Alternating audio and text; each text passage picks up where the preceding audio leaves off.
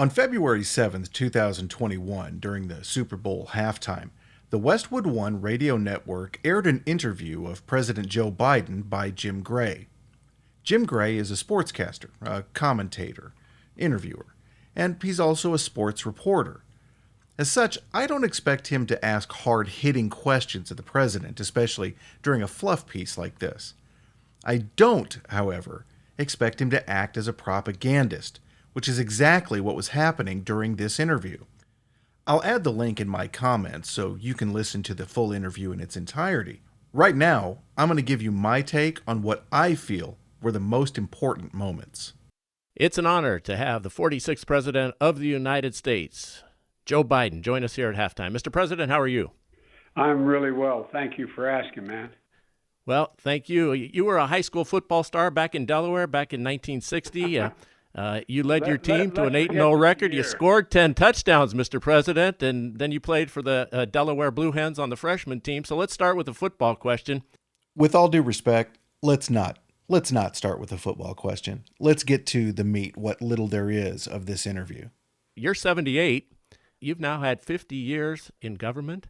You were vice president for 8 years. Nearly 50 years ago, you took the oath in the Senate.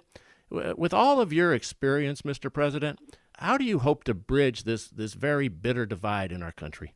Well, you know, my son Hunter has an expression.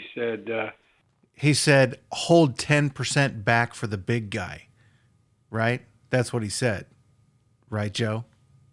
You know, America doesn't give up, it gets up. We've never failed to do anything once we set our mind to it as a people.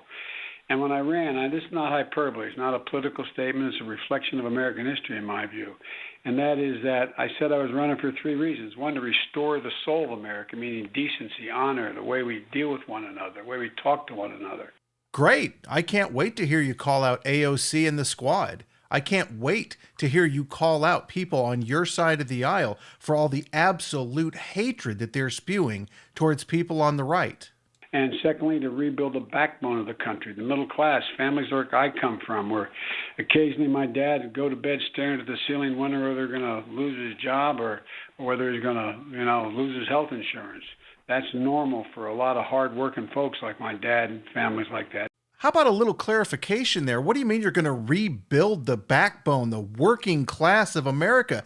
Working class Americans have had more prosperity the last 4 years than they did the entire 8 years under your former boss, President Obama.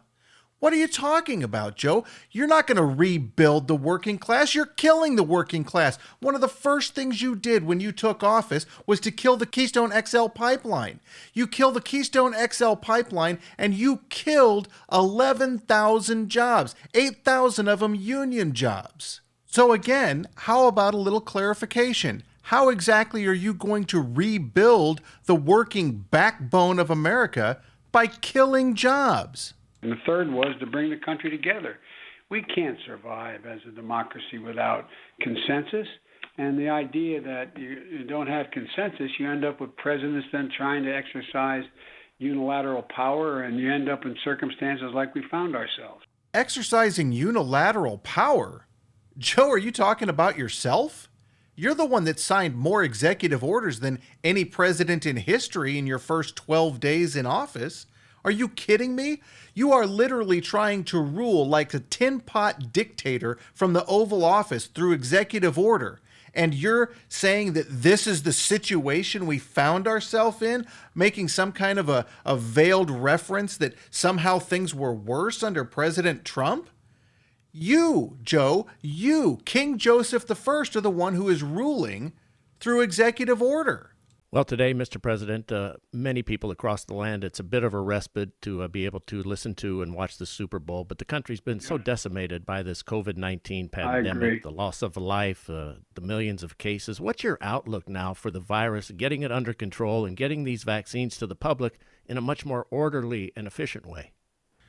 So for people who don't understand what the word decimate means, people like Jim Gray, decimate means literally to destroy 10% of. So what Jim Gray just said is that COVID has killed over 30 million people in the United States, which is wrong. Look, I know I'm picking gnat crap out of Pepper, but words matter, and using the wrong words makes this propaganda. Well, first of all, this is, I was asked on an earlier interview, I said, this is, have to act with this as if we're in a war.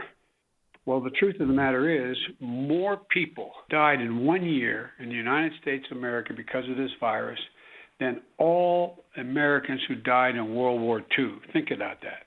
Think about that. I'm thinking about it, Joe. And you know what I'm thinking? I'm thinking that you're being told to say this for shock value. Yes, a lot of people in the United States have died as a result of COVID-19. But anyone paying attention knows that the numbers being reported have been grossly exaggerated. Why? Well, because people who have died of cancer, died in falls, in accidents, people who have died as a result of morbid obesity, heart attack, even strokes, have been attributed to COVID.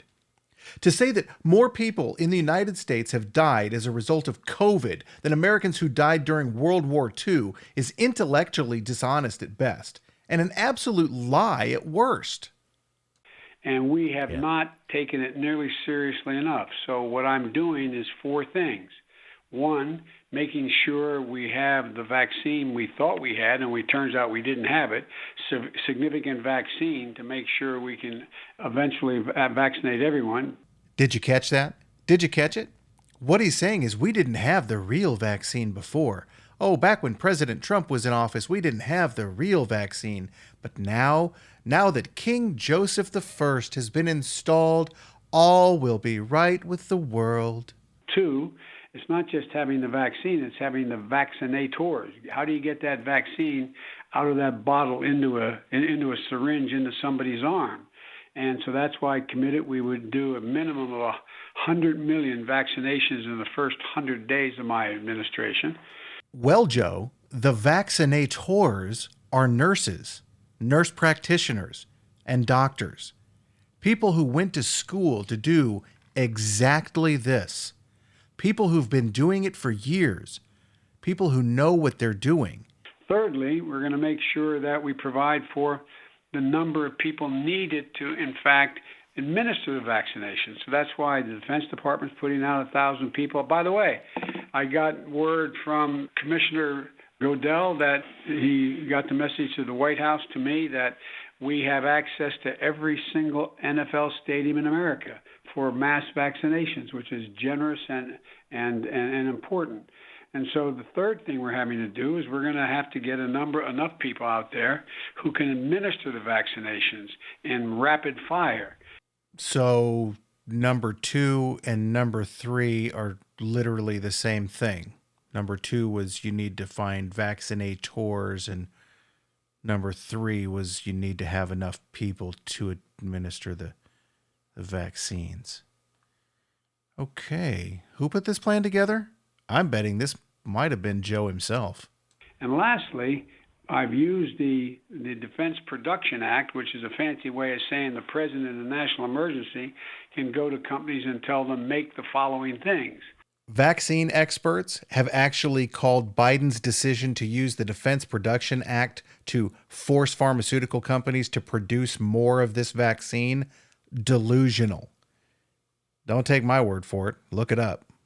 And so we're making different syringes that allow you to get the 6th vaccination out of a tube that one of the makers has. So it automatically increased by 1/6 the amount of vaccine available. I'm cutting a bunch of this out here. Biden literally just goes on rambling for several minutes, and I'm not going to make you listen to that. If you want to listen to it, I do have a link to the full interview in the comments below. So it's all about reaching a point, as Dr. Fauci says, where we can reach herd immunity. And that probably won't, even if we get everything in place we expect to do, that probably won't occur until sometime mid to late summer.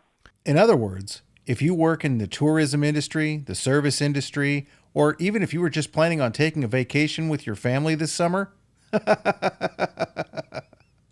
and the economic hardship, that's been devastating as well, Mr. President. Oh, it's terrible. When is the economic relief going to be able to be received by those who are so desperately struggling?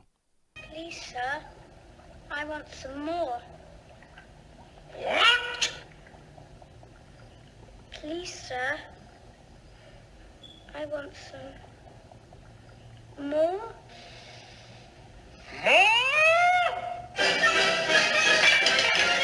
Well, that's why I'm praying. As you know, I introduced a proposal for $1.9 trillion on everything from access to buying more vaccines and vaccinations all the way to direct cash payments of another $1,400 to people making families, to middle-class families and folks in real need. $1.9 trillion. That's money that we don't have being spent on things that we don't need. And it's money that our children's children's children will have to pay for.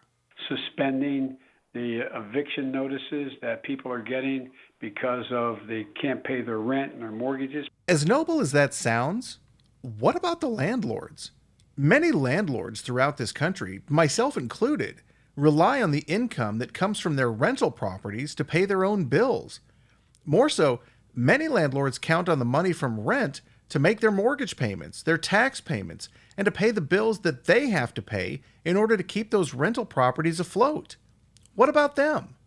Look, don't get me wrong. I feel for people who can't pay their rent during these times, but I also feel for the people who own the properties that those people live in. It's not a good situation for anybody, but you cannot tell a landlord that they have to just give somebody rent for free and can't evict them, forcing that landlord into a potentially actionable position by their creditors. Mr. President, sports has long been at the forefront of striving for equality and now to facilitate real change against racial discrimination. Yet NFL clubs in this hiring cycle only hired one black head coach. You have a very diverse cabinet. What advice do you have for the league going forward so that this is rectified? Rectified? What needs to be rectified? Look, out of the last 19 years, 11% of head coaching positions in the NFL have been filled by black candidates. Blacks make up 13% of the U.S. population. Now, is there disparagement there? I guess, if you're determined to see disparagement. But that said, out of the 7 head coaching hires for 2021, one of them was black. That's 14%. Yet 70% of players in the NFL are black. Now, if we need more racial diversity in the head coaching jobs, doesn't that mean that black athletes need to step aside in order to make room for whites, for Latinos, for Asians, etc.? And if not, why not? If it's okay to hire players based on their merit and we don't judge them on their race, why is it not okay to hire coaches based on their merit, their qualifications, and not on their race? This is liberal hypocrisy at its finest. You can't just hire the best candidate for the job. You have to hire the best candidate of color for the job, even if that means they're not the best possible candidate. They've got to go out and look. There's numerous, incredibly qualified African-American coaches out there. Look, for my administration, I made a commitment that I would have the most diverse administration in American history. I've kept that commitment. And what it does, it encourages and it emboldens and it gives confidence to so many people who have been left out. So many people. So many people and so much pandering. If you want to hear all the pandering, you can click the link in the description below. That'll take you to for the full interview.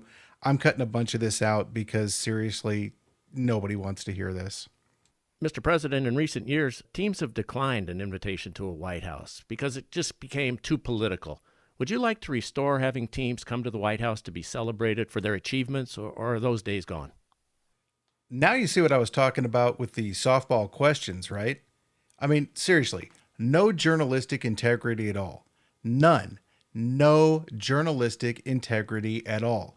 He's lobbing softballs at the president, and instead of calling him out on the BS that he's spouting, he just keeps playing right in, allowing the president to go on and on with his BS, with his pandering. And Jim Gray, no journalistic integrity, not going to say a word about it. Oh, I'd love to have them. I'd love to have them. The only thing that stands in the way now is COVID, and it depends on how we could do that, because we can't have super spreaders. But no, when I was vice president with Barack Obama for 8 years, we had those teams down. It was just great opportunity. And by the way, interesting enough, you'd see a president and a vice president acting like little kids. Yeah, that actually makes sense because Barack Obama's understanding of the Constitution was certainly childlike, and I don't think Joe understands it at all. That said, again, you notice we got to tie this back into COVID. We're bringing it full circle now. It's all about COVID. It's all about keeping people scared. Oh, we don't want a super spreader. The only way we're going to keep people safe is by keeping them locked up at home. Wear your mask and don't go out unless you absolutely have to. For all intents and purposes, that's the end of the interview. It does go on for another 4 or 5 minutes, but it's just lots of rambling and more rambling. And if you'd like to listen to the rambling, by all means, click the link in the description below. You can listen to the full interview. So here's my take. Jim Gray had the opportunity as a sports guy to ask some real sports-related questions of the president. Jim Gray could have asked the president to clarify his position on transgender men in women's sports. He could have asked President Biden to clarify the administration's position on biological men taking biological women's places on school sports teams.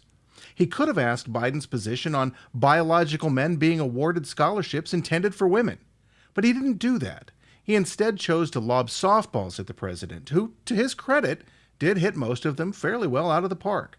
Lots of fluff, lots of pandering, not a single question of substance. What's your take? Let me know in the comments below, and thanks for listening.